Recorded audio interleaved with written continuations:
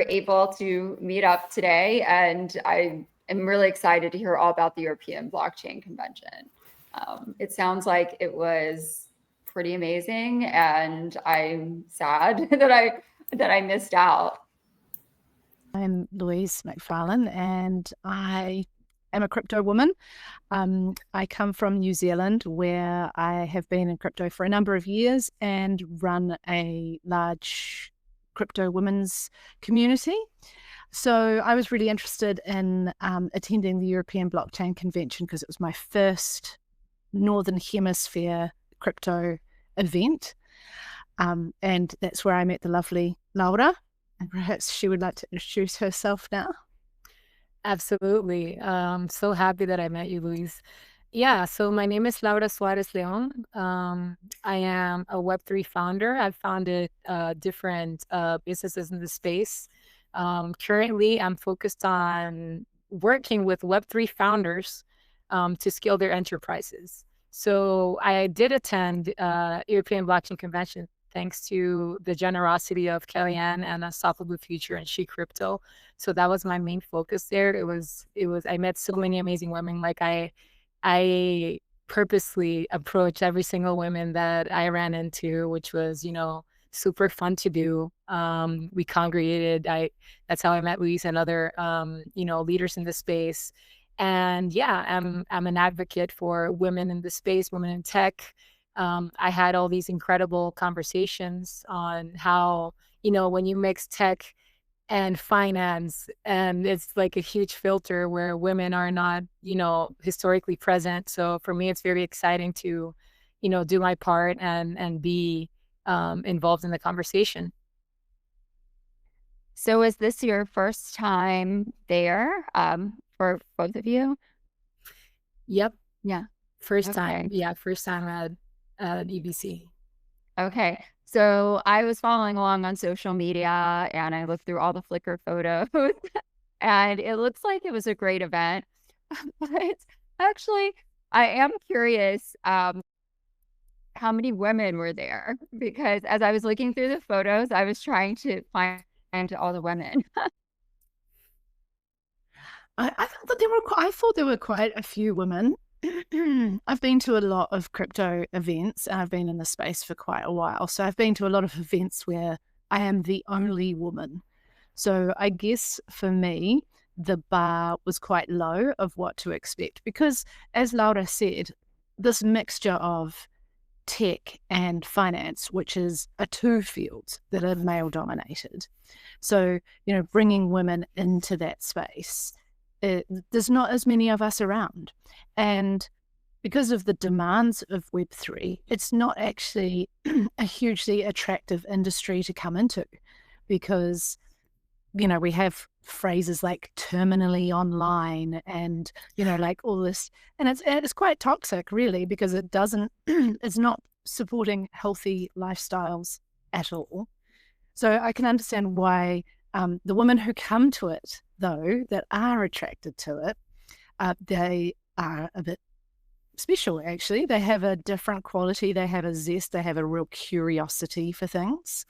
So while we may not make up the numbers, excuse me, while we may not make up the numbers, I definitely think we make up for it in presence, like what we actually bring to these things. So yeah, I thought that, it is always very male dominated. Some of the panels were disappointingly all men, which I understand that there aren't the women in the roles to put in those panels and have those conversations. But it does concern me that different viewpoints aren't being heard.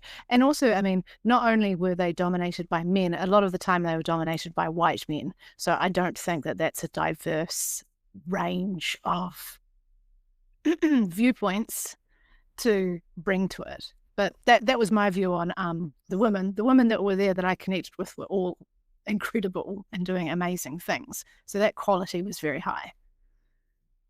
Yeah, absolutely. I completely agree with that. I think that I'm a little biased because I was, looking for the women and I've literally talked to every woman there in assistance. But yeah, like the women on panels, and in leadership roles, weren't that many.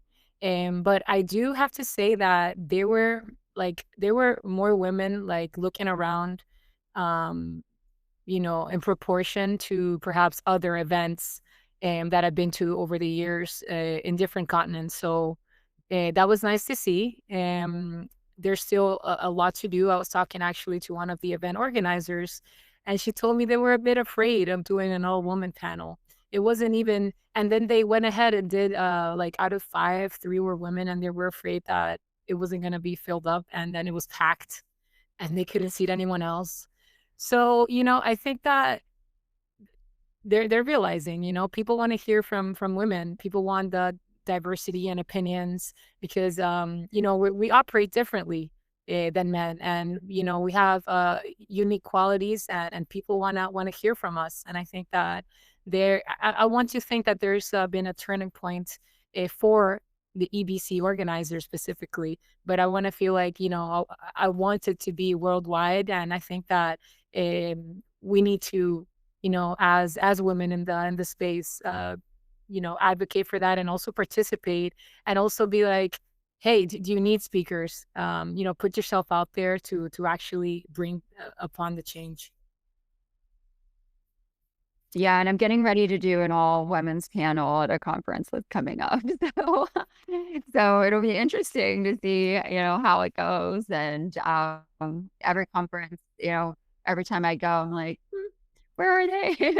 And we've also been doing spreadsheets of panels so that women can find, other women and go support women on panels too. So I think that's important. So women feel welcomed. And I mean, are there ways that you think, based on all the events that you've attended, are there things that you think the events and conferences can do to make women come out, more women attend? Yeah, that's a really good question. And it's our particular space. If we're just talking crypto here and Web3, it's the majority of the conferences and events, it's pay to play. So I don't know about the European Blockchain Convention, but I know that most of the other ones, whoever's paying is going to be on stage. So it's the main sponsors that get invited. You have a couple of key people that are like major people in the space that get invited, but a lot of the time it's the companies and who they put forward from their teams to speak. And so we always seem to have this focus on the C-suite, who's the chief executive, the chief technology person, like all of these things. And there are a lot of women actually working in the space, but often they're not in those roles. And they're in perhaps other really interesting roles. And so perhaps we need to bring people up from other places rather than focusing on this very elite, small subsection of people who do the rounds, who always do the speaking rounds, because really the same people go and speak at everything. And so we're not getting a huge range of diversity with it. So yeah, I would like to see, and I loved that women's panel at EBC because, and they were regulatory. They were talking about regulations, and these were really intelligent, clever, legal women. So they were real professionals in that particular space, which it made me ponder a lot about it. And I didn't hear much more talk about that regulatory space. Everything else was, it was different conversations. So I think we need to think about how do we have these events, and how are they set up to welcome women? Because many women have families.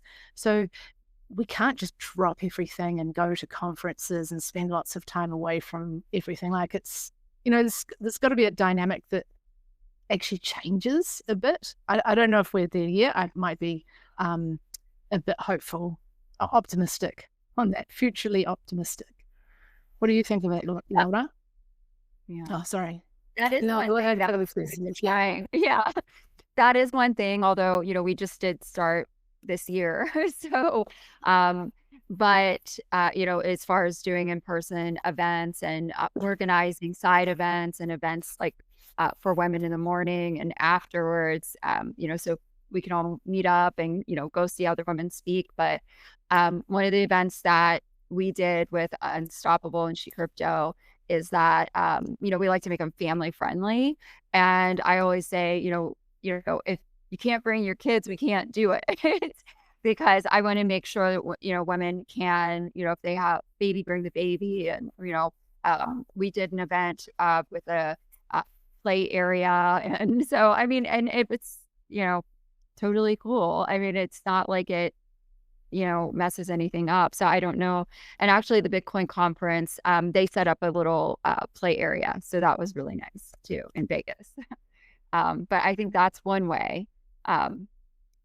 Yeah, those are amazing examples. Those are amazing examples. I think we need to make them more, we need to adapt them more to the role in, of women in society, and also empowering women from within the companies and the businesses. Like, they don't have to be C-suite and a level, you could have marketing, you could have, community management, like Web3, those are huge things. And I mean, everywhere, but especially in the, special niche community that Web3 is, like, I would love to hear from women in those roles. So I think that perhaps we should change the, the mentality around who gets to speak, regardless of gender. But, I think that women fill many times those creative roles, and, they should have also a stage, and people should, are going to be delighted to hear them, I think. Yeah, and as we've been working to get different guests on, there have been a lot of men in C-suite roles who are helping to get the women. And one thing that I noticed, or I have been noticing lately, is that some of the women are afraid to come on to come on the show, and the men are trying to get them to come. And I think probably it's just because it's new, it's a new industry, and then they haven't done it before. But that's another reason why I wanted to do She Crypto too, so that we can, do it.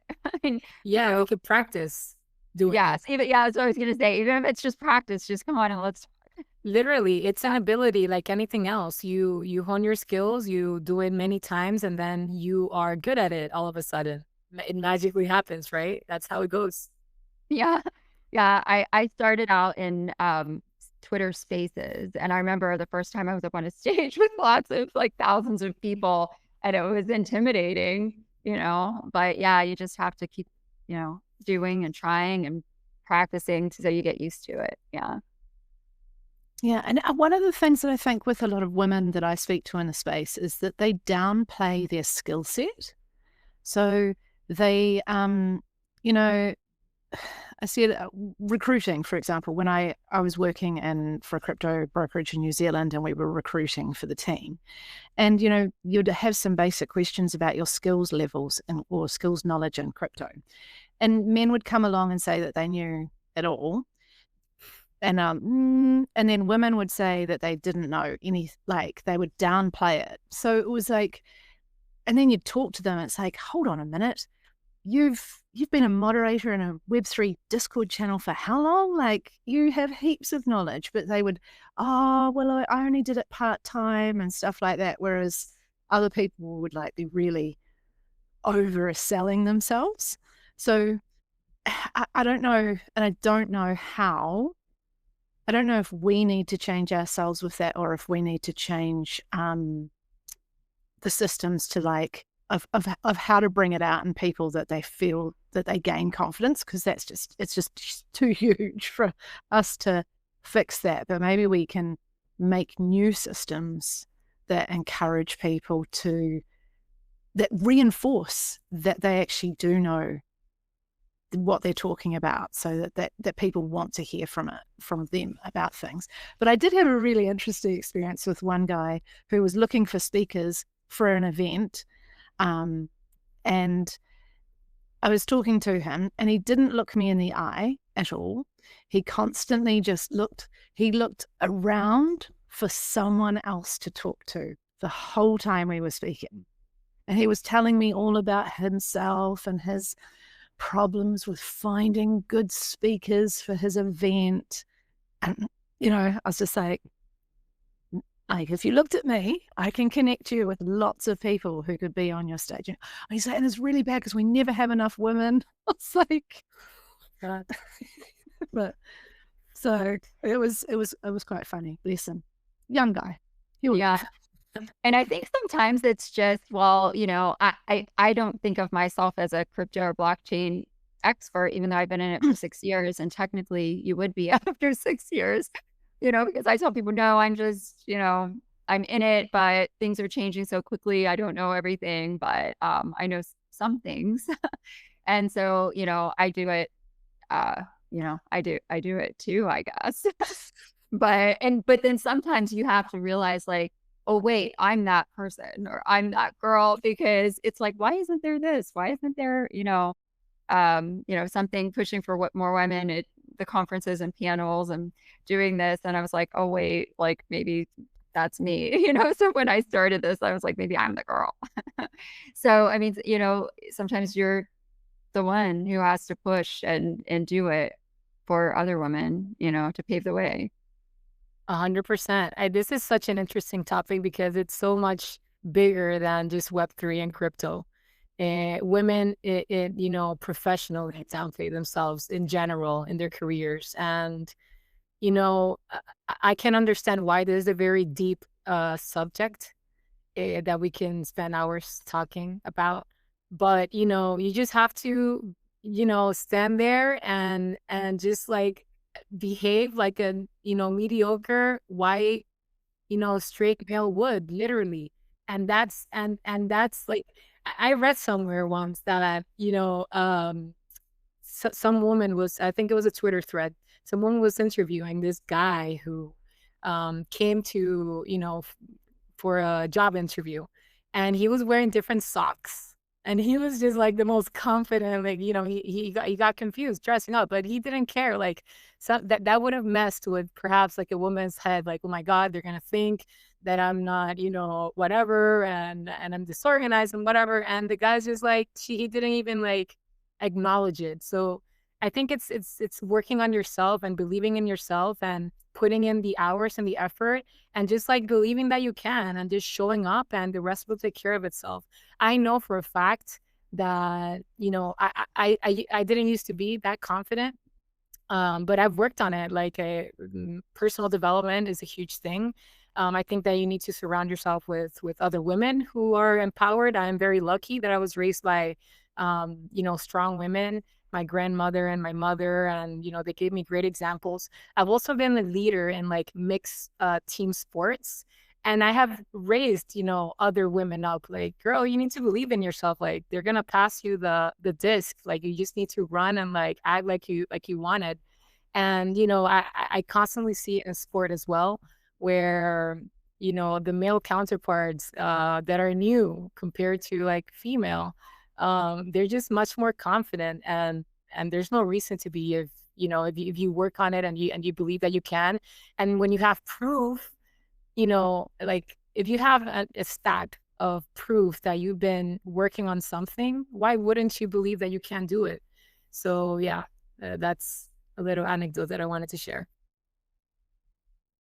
Yeah. I mean, just a side note, I was reading something about testosterone and at the peak time of the month when our testosterone is highest, whatever I was reading, I don't know if this is true or not, but it was sort of scientific. It was like a medical, it was an article. And it said that just on a normal day, a normal man's testosterone on our peak, at our peak is 20 times that just on a normal day. And so I was thinking about that and I was like, wow. Yeah. Yeah, that's another factor. Like, our hormone levels. I'm super into fasting, and I just read recently a book called Fast Like a Girl, because women's bodies are so much different from men. So it's not the same if you're fasting with your boyfriend. Like, doing the same thing, you're gonna like it's going to be not a good experience. You're going to be starving. It's going to be like a roller coaster. So there are days where you can literally, like, Dr. Mindy Pelz is the author of this book. And there are days where she recommends you have those difficult conversations. If you want to rise and you want to talk to your job, to your boss, if you want to have a difficult conversation that you've been putting off, if you want to, feel your best and also like literally feel your best hormonally and like chemically in your brain, there are days specifically in the month to do that. So that also plays a part. We're more complicated. Yeah. But I love that book. I read her book, The Menopause Reset, which is Yeah, I saw that well. it's out as well. Yeah. And it has made me think a lot about the ways that we work, and how in Web3 we could change that, because we've been, the 40-hour work week and, all this ridiculousness, and the KPIs and how people set stuff up. And I think we need an evolution in the ways of work. Now we've got AI coming in, it's changing things up to be more outcome based of a project, of like, this is the time you've got, these are some key milestones, like just, trusting people to do actually pieces of work rather than being present in a desk and like typing for 8 hours a day or whatever it is. And I just think, because, this is quite interesting with this whole thing of, I ponder a lot of, are we just trying to fit ourselves into a system that has been built by men for men? And why? I don't want to fit into that system because I'm not a man, and that system wasn't built for me. I function differently. My testosterone's different. I can do things differently. So, and I'm not alone. Like, there are so many people like me who function differently, and yet perhaps in work environments they're made to feel like they don't perform or something like that because they're not. It's not bringing out the best in them, and it's hard conversations to have, because younger people now did also have a really good conversation at the blockchain conference with a couple of younger guys, young founders, like early 20s on their way. And we had a really good chat about what they were doing. And I've shared my knowledge with them. And they sent me the nicest message afterwards to thank me for my time, because they said, no one stops and gives us time like that. And I just had this moment of like, it's like no one's being mentored. Like, no one's being gifted the gift of wisdom from the elders, because we're living in this very like me individualistic. I've got to win the race, and we're missing out. Like, we're missing out on so many brilliant people because we're not bringing them along with us. And all it takes is those little encouraging conversations that could spark an idea, keep them going with stuff like that. So yeah, I'd love to see how women can bring more of us to the space, not fit in with their space. I want us to bring us to the space instead. Yeah, that actually happened at one of our community events, and I didn't expect it to happen, but there were younger men attending, and I thought maybe they were at the wrong place. They're college students, and they're wanting to learn about blockchain and crypto, and they came to our event because they knew women would be there, and they asked lots of questions. A couple of the guys have a crypto company that they've been working to launch, and they wanted to get advice, and they felt more comfortable coming and talking to women about it. So that was really interesting too, because I didn't expect, the event was about 50% men, and a lot of them were like young men. See, isn't it interesting that they want those spaces of connection as well? So like this, and this is what we'd also see, when I was looking at people at the conference, obviously there's a lot of men in suits talking to men in suits, and you watch them and they only talk to men in suits. So they like, it's exclusive. So And I think we've got a lot of exclusive communities in crypto at the moment. And that's the other thing I ponder a lot is how can we change that? Because, we were at the blockchain convention. There was not a blockchain in sight. There was no Tether, there was no Bitcoin, there was no Ethereum, there was no Pepe coin. There was not that Pepe coin's in blockchain, but there was nothing of that actual technical ilk. So it's like, and then everyone's like, oh, blockchain convention's very institutional. It's like, yeah, but like it's blockchain. Like why? Where's the synergy, and why are we having exclusive communities within this very small industry? And it is really small. We think it's massive because of the numbers that are playing here, like the financial numbers, but it's really small. Like once you get in, you discover that it's all the same people. So that was another that exclusive communities. I'd love to see it more, just one community. But Right. Yeah, I know I there are noticed some that things. too. Yeah. Sorry, Kelly, what did you say? Oh no, I was just thinking about that, with the communities within the communities, because it's all blockchain, but you have the NFT communities and the metaverse communities, and yeah, and everyone's so everything's separate, really. Yeah. Yeah, it really is. And I noticed that too, that, there wasn't any blockchain presence at EBC. But I guess that it depends on the focus of the event, right? EBC was very much like regulation focused and more institutional. There was even the municipality of Ceuta, which is part of Spain, and them talking about their tax benefits and all of that. So it was very like much oriented toward investors and institutions and regulation, which I guess speaks about Europe as well and Spain. And that's kind of like their focus right now. And yeah, I would have loved to see a more diverse like crowd because many times when you visit like different conventions in Asia or in America, you see like you see the guys in suits or the women in dresses. And then you see the devs, which are usually more quirky and they're wearing flip flops, and it's like more of a kind of like a hipster kind of feeling. And NFT guys, I was in Paris Blockchain Week, and it was very much it was like more retail. It was funkier than this event. But I guess that depends on the angle that the event wants to take. Um, because blockchain is so many things as well.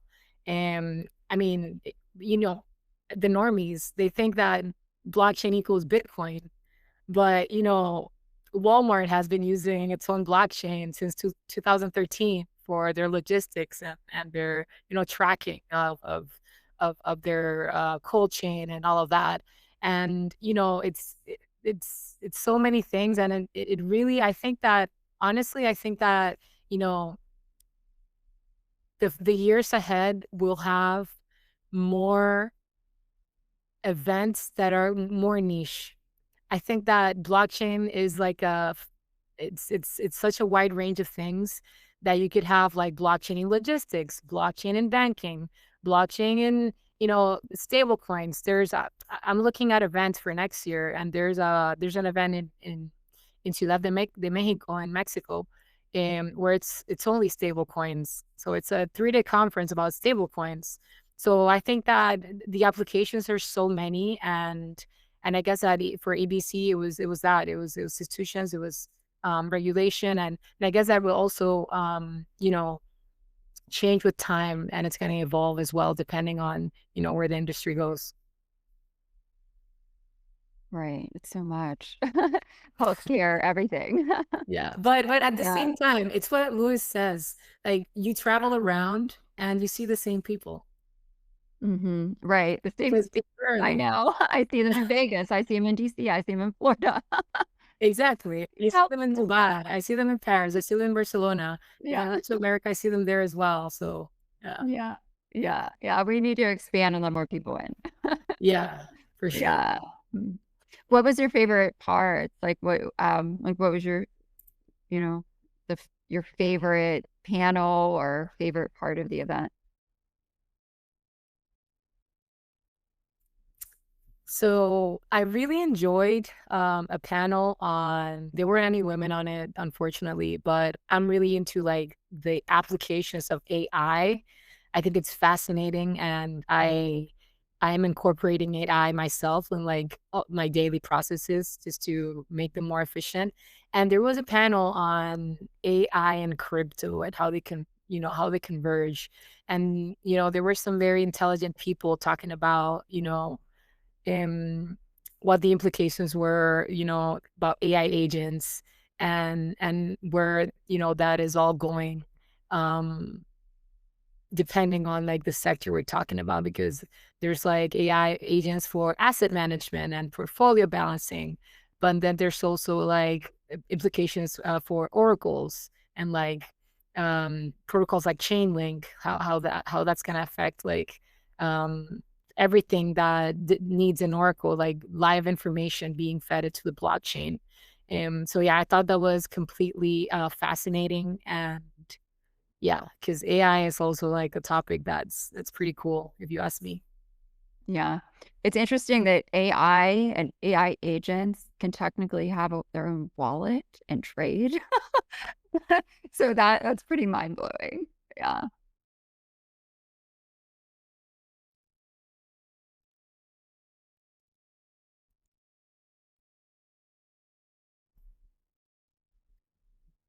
I think you're muted, Louise. Yeah.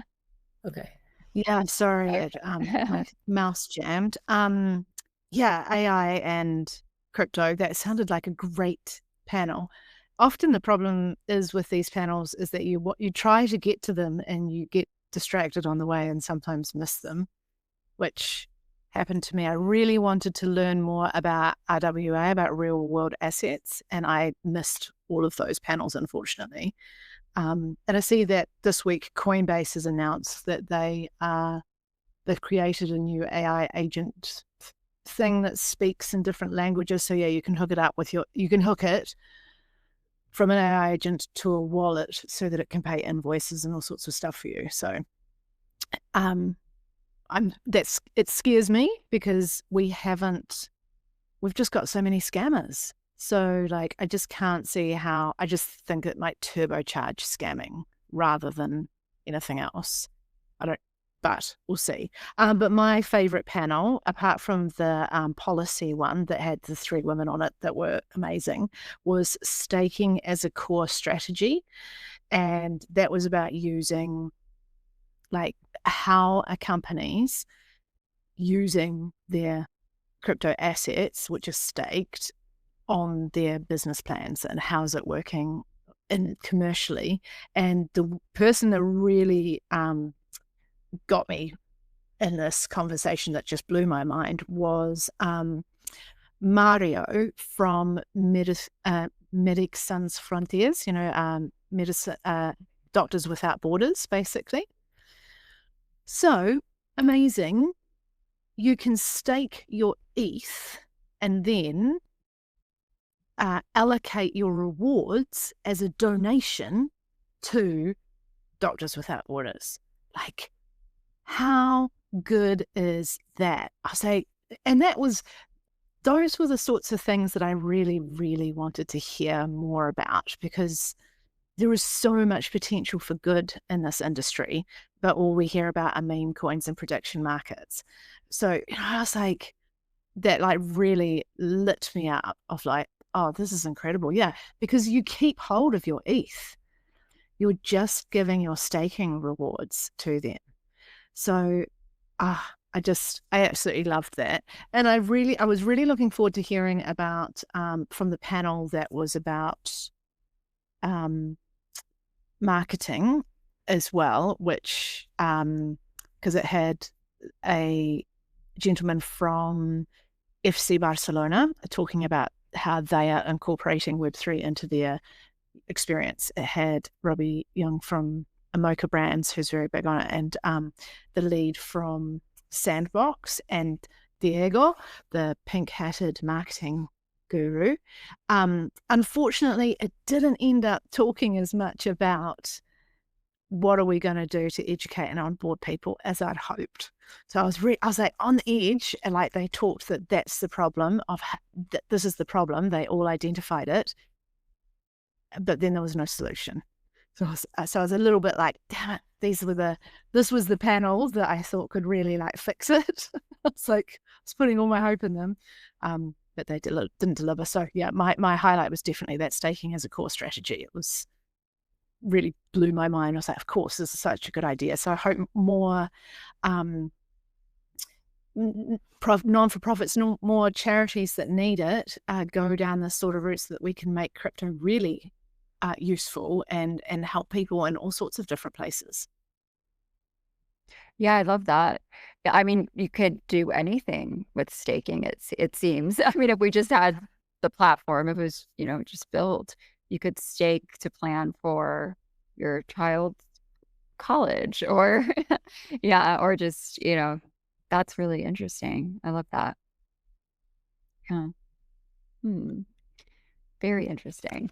So lots of AI, staking, ideas.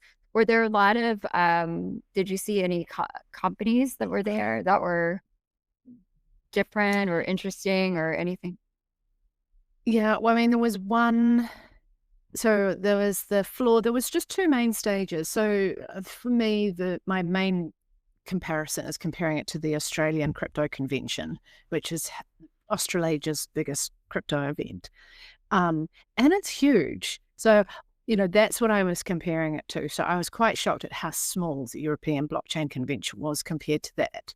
And I've wondered like why, but I think it's because in Australasia, we're very far away from everything. So we have one big event and that's it. So everyone's at that. Whereas in Europe, there's a lot of choice to attend different things, and also even to go to the States or to Asia or to Dubai. So you've got all of those options. Whereas in Australasia, we don't. So I was interested. You came in, there was the OKX stage, and there was the Bitpanda stage, and in the middle was the floor with all the setups, and there were some really cool setups. But the best setup, without a doubt, was the Go Mining. That's the purple people. Yeah. They have like what's that show? The Korean show. The Squid Games. The Squid Games, yeah. That's what they reminded me of. I think that what they were going for. They nailed it. Their marketing team, whoever did that, was amazing. Their stand was built. So the guys were in these purple jumpsuits. And there were a few of them walking around with extraordinarily like mystical animal heads on. Which I didn't quite understand, but that's okay. Once you got to their booth, they had a line of games set up, and you had to challenge one of their people. So one of their people in the purple suits, and it was kind of like Jenga, and there was balancing games, and there were puzzles. And if you won, they gave you a token for their claw machine where they had plushies. And the number of people that I spoke to, they were like, they were in the line. I was like, are you still here? And they're like, yeah, I need to get one of those plushies for my kids. Like, it's so cool. So there was always a line. It was just jam-packed. And the other really cool thing that they did was the spray painting of the T-shirts as well, which was super cool. So and there was just such a buzz around it. Like, everyone was laughing. It was a really joyful stand. So for me, that was without a doubt the winner. I did like the rum from the Cayman Islands Bank, but I saw that. I saw the rum. Yeah. Didn't try it though. But the Go Mining stand, like I wanted to participate, but it was also always so packed that I ended up like getting distracted and talking to people, honestly. The other cool one was the Mexi stand. They also had like a claw machine. I actually got a bag, like a backpack, from there. And they also had like an inflatable like whale that was like filled up with helium because it was like floating. It was like the whale in the room. That was cool as well. I also really liked the crew from like the stand. They did like the closing party, the Venga team. Venga is an app that is it's from Catalonia. It's from Catalonia in Spain. So they launched like a neobank that's also integrated with crypto, and you have the crypto wallet, and they have like a couple of licenses, and they're working on. So their focus is like clean UX UI, kind of compared to Revolut. I don't know if you have tried that, but you know, historically bank apps are like clunky, and they're trying to change that. So anyway, I was talking to their team, and it's like 50% women, and there were many women in attendance as well, like in their team, and I think that they're doing a great job. Their women in their team are very knowledgeable, very wise. I had some very interesting conversations with them, and yeah, their stand is pretty cool as well. They had some really nice merch as well, some cool T-shirts with like the Sagrada Familia on the back. It was nice as well. I think that stand was, and then the Beat Vavo stand with the coffee. I gotta shout out because the coffee was delicious. Yeah. The coffee wins. Like, Yeah, it's coffee a wins. winner. Like, It's a winner. It's a winner. yeah. I also like with Venga, they had the DJ there as well. It's had the DJ. Yeah. Oh, I saw that in some of the photos. Yeah. Yeah. Yeah. Well, I'll definitely have to go next year. I missed out. Yes. It was a lot of fun. I also saw some sort of a night event. Did you go to anything like that? I saw something with lots of plants everywhere. I'm not sure what that was, but was that the the after party or? So they had two events. They had one that was on the Wednesday night. I didn't attend that one. Did you, Louis? No. Okay, so they had like the welcome party, which I didn't go to. But I did go to the Thursday night one, which was like the official welcome party by EBC. And that was really cool. The venue was amazing. They had some really nice merch as well. They had some personalized sunglasses with like the wooden like uh I don't know what you call them.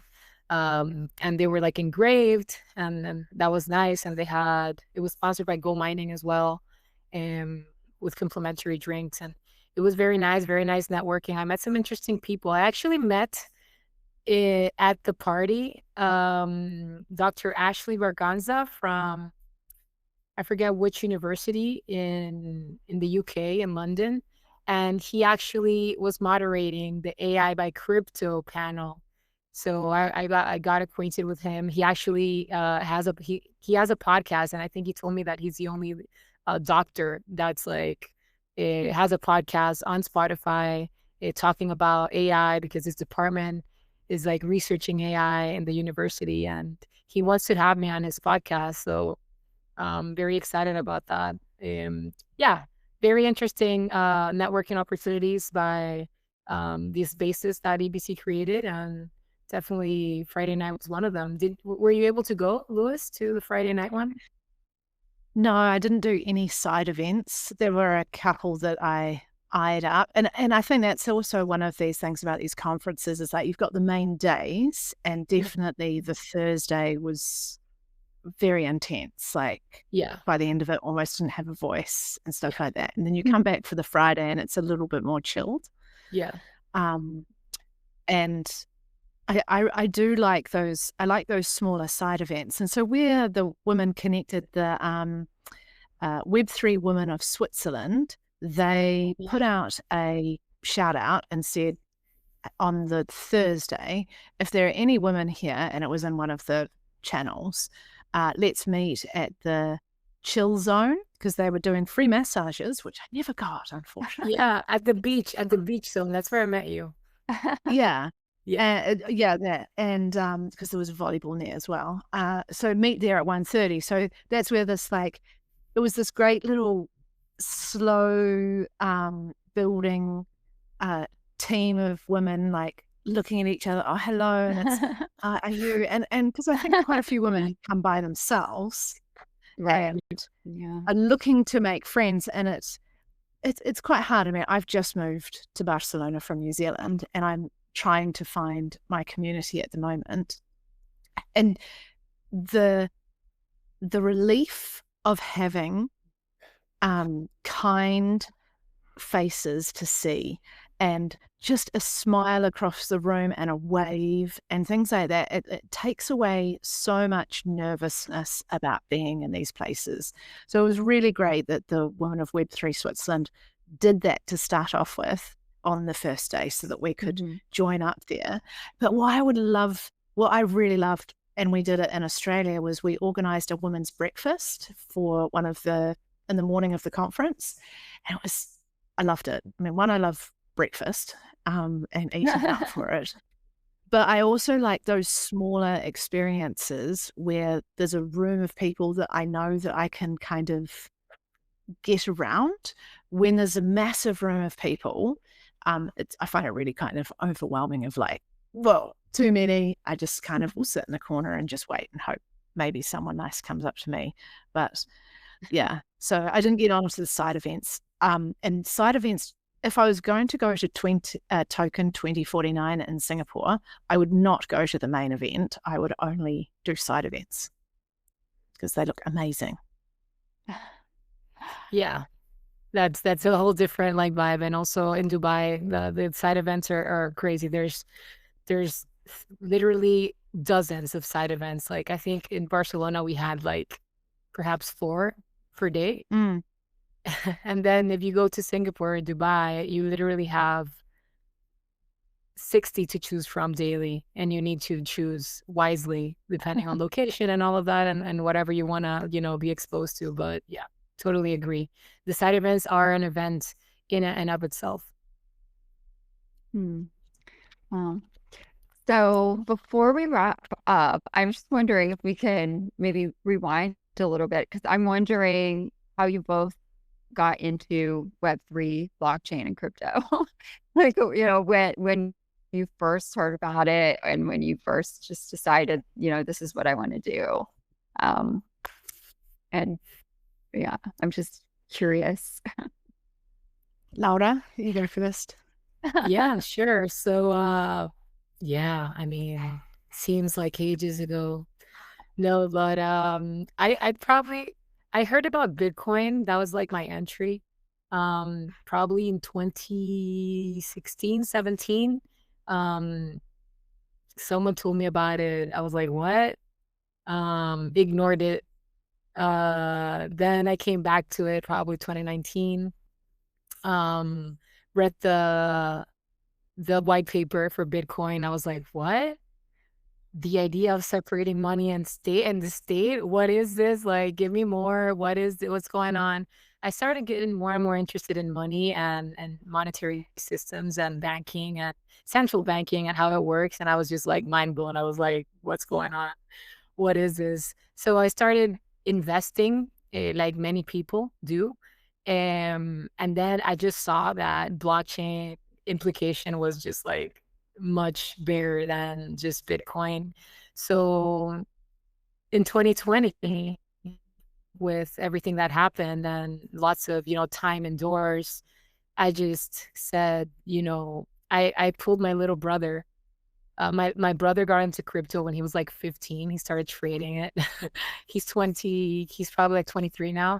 So he started trading when he was 15, and he had a bunch of Bitcoin when he was a teenager. And he was like, Laura, why don't we manage digital assets for our friends or family?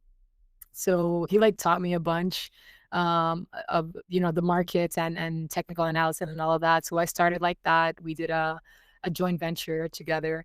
That was great. And then I said, I love this. I want to pivot because I studied business and I was working logistics, both road transport and maritime. So I said, I want to do this. Like, I'm going to take the leap. And I just went, I pivoted. I started just, listening to podcasts is breakfast, lunch, and dinner, and just every single day until I was confident enough to say that I'm an advisor. And I did it. And I started getting my own projects, and I started building more companies, and here I am. Yeah. That's That's awesome. really interesting. Yeah. What about you guys? Yeah, so it's about the same time, I went to a talk in where I'm from in Christchurch, New Zealand. They used to have these great sessions run by this company called the Ministry of Awesome, and who's like a startup incubator. And they used to have coffee and jam. And so these were just like sessions where it was, you had a main speaker for about 20 minutes that talked about a subject, and then you had networking, and then you had a wrap up person that spoke for 10 minutes and more networking. And one of the things I loved about this was I had babies at the time, and I was a stay at home mum. I was quite isolated. And so like I was, like one thing I could kind of get out a week to was this coffee and jam, because they were like, kids can come along. And my child slept at that time. So in the stroller, it was perfect. And this guy spoke about Bitcoin. And then I was like, hold on a minute. Like, I need to talk to you. And so I met up with him afterwards, and I've got it here with me. I've still got the piece of paper that I took all my notes on of like, this is revolutionary. Hold on a minute, because yes, the financial system is so broken. And, you know, it made so much sense to me. But of course, early stage, I did all the typical things. I got in on an exchange. I bought heaps of shit coins. I like, what am I doing? How do I move it? Like, I had no idea. And then the exchange that I had them on had a massive hack. And it was in New Zealand, a massive hack. And luckily I'd taken my valuable things off it, but everything else was there. And it's still going through liquidation now, which is like 8 years later or something. But after that, so I always kept it in my mind, but the market tanked. I felt like I'd wasted all of our money because I put it in there. My husband was so supportive and like, no, keep interested. He's like, you were passionate, you know that it's good. And I was also part-time teaching at university, academic studies. So I did a lot of research into topics, and also a lot of research into how people learn. And then 2021, I got a job with a crypto company in New Zealand and ran the customer side of it. And it was a startup.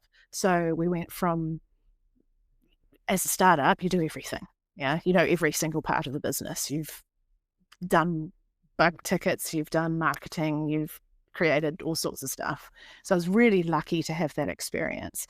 And at the same time, I was really having a horrendous experience in my role running the customer team from men who were very abusive, all sorts of stuff. And I wanted women to come into the space, but gosh, I didn't want them to do that. So that's when I started my crypto community of Crypto Women Australia and New Zealand. And so that I could educate women and support them in their journey into it. And so that was just a place that I'd go and share my knowledge and just break down the language, like, and make it so that people could ask questions and feel stupid. So that's how I've got to here, where I am. I'm still going with it. It's all about bringing along the next people, because when I joined Easy Crypto in New Zealand, my mission was, I wasn't too keen on joining a centralized system. I'm all about decentralization, but I was like, how can I have the biggest impact and talk to the most people?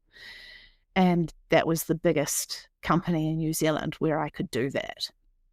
So that was my mission of like, I'm going to do this. And I had a wonderful time. I left that position because I moved to Europe.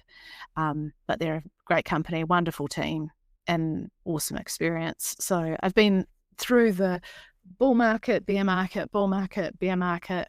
I'm still here. So. And that's what's important, right? We're still here. some people would have given up, right? Yeah, and that's really interesting. Well, You're at yeah. Mhm. yeah, sorry. Oh, I was And well, just it's going the to say evolution, you were isn't it? the And it's like, how are we going to keep, like, I think we keep on learning so much, don't we? So it's like, we've got to keep going. hmm right. And you're talking about being at a startup and startup life, but when you're at a startup, a blockchain startup, it's different because I mean, startup life is stressful, but when you're changing the global financial system or all these like, I mean, it's more stressful, right? Because it's never been done before. And so, yeah, it's Well, a and I different, think a that's whole what I different loved level. about it. Oh, it's totally. It's like because you've got compliance and you've got like how does a blockchain work? So because often I was in charge of coin listings, and Mhm. to be able to understand and like give the marketing team an idea of we're about to list this coin and this is what it does. Like yeah, I had to use it. Like okay, I have to download the native wallet. Okay, what does it do? How does it work? What's it built on? Like all of this and all these questions that I'd have, and then it's like and how do we put it in a language that a normal person cares? Like, which, I mean, it's a work in progress, isn't it? It's like you never, Mhm. It but never yeah, ends.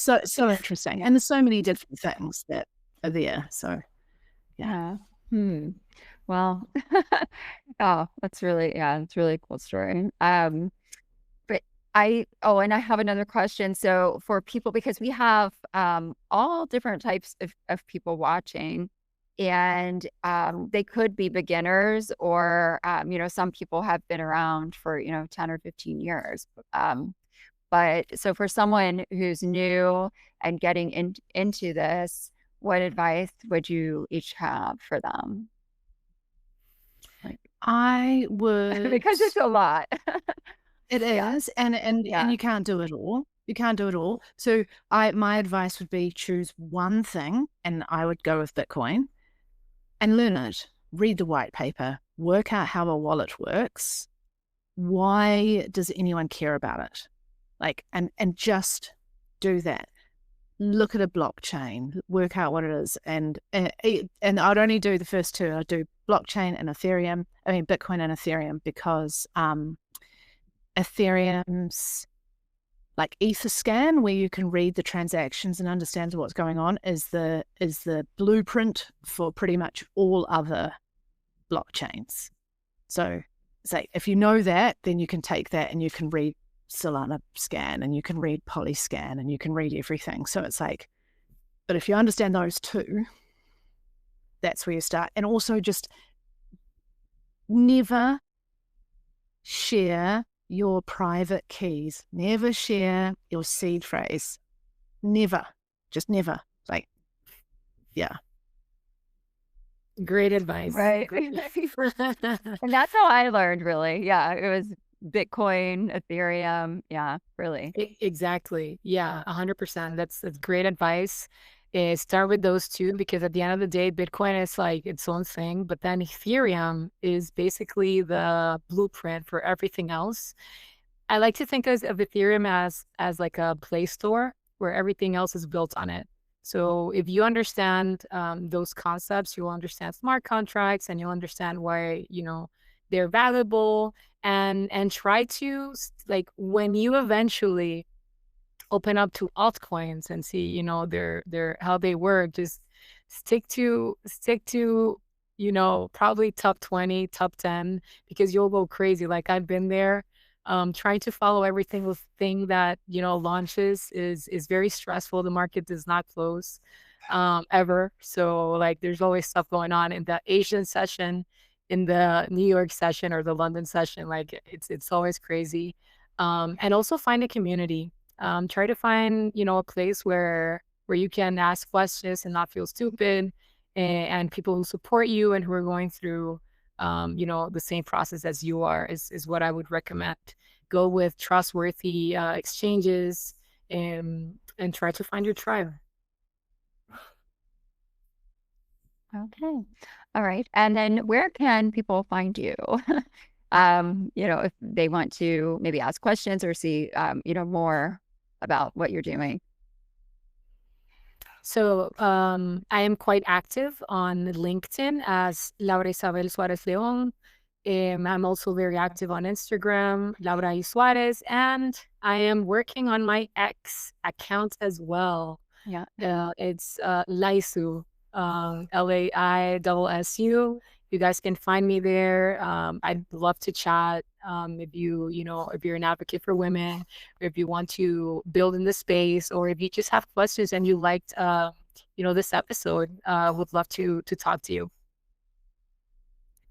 Awesome. Yeah, I am definitely active on LinkedIn at the moment, would be, and because my crypto women's group, I'm really protective of it because I'm trying to keep all the scammers out. So I only let women from Australia and New Zealand in. Shock horror. But so yeah, definitely LinkedIn and also for me, I'm very concerned about being deplatformed because I've ended up in Facebook jail a lot of times. So I'm trying to steer everyone away from that. Facebook jail for posting about crypto. And so I think Louise Macfarlane, you can find me. And I have a Substack as well, which is Crypto Chronicles with Lou, which is probably where my kind of more inclusive. It's just once a week because I value people's time and attention. And I summarize the top stories through my eyes. And so keeping in mind that I try and translate things and keep them into a normal person can actually understand what's going on. I get really good feedback from my newsletter. So if you'd like to subscribe, please do. Oh, okay, great. Yeah. And I just wanted to say that if you have been in a social media crypto jail, it just means that you're one of the real ones. You were there early on. If you've been, banned or something like that. But at least it's getting better now. Because even when I make a post and I know things are better, I'm thinking, uh-oh, should I say the word crypto? Yeah, should I even type this? But yeah. Slowly but surely, Yeah. it's changing. It used to be wild. Yeah. Now it's like, yeah. Yeah. Yeah. Yeah. Yeah. Love. Yeah. All right. Well, thank you for taking time out and coming on and doing the EBC recap. And I'm really excited about next year. It sounds like it was a lot of fun. Can't wait to see you in Barcelona. Absolutely. Thanks for the invite, Kelly, and lovely to see you again, Louise, and let's do it again sometime.